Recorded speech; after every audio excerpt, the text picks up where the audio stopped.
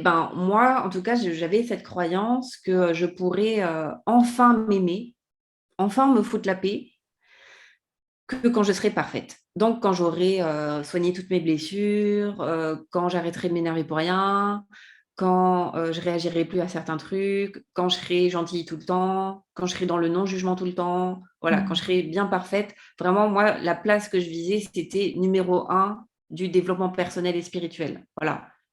Première de la classe du dev perso. Voilà. Moi, c'était le Graal pour moi. Donc, du coup, pour moi, ça passait par faut être parfaite, faut rien qui dépasse, rien qui déborde, et du coup, plus de défauts, tout lisse. Voilà, fallait être lisse.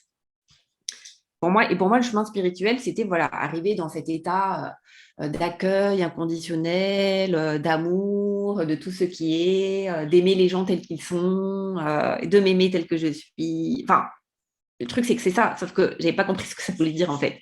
Et donc, m'aimer tel que je suis, pour moi, ça voulait dire quand je serai parfaite, je pourrais m'aimer tel que je suis, de manière inconditionnelle, quand j'ai rempli toutes les cases Hmm. de ce que je m'imaginais être la personne parfaite. Et en fait, c'est comme si j'ai tellement fait de stages, de formations, de thérapie, de soins, qu'à un moment, je suis arrivée à une overdose. Ras le bol pour arriver à la conclusion que, oh putain, j'ai encore plein de trucs à bosser. Je m'aime toujours pas plus. Enfin, oui, c'est peut-être un peu plus, mais je suis fatiguée.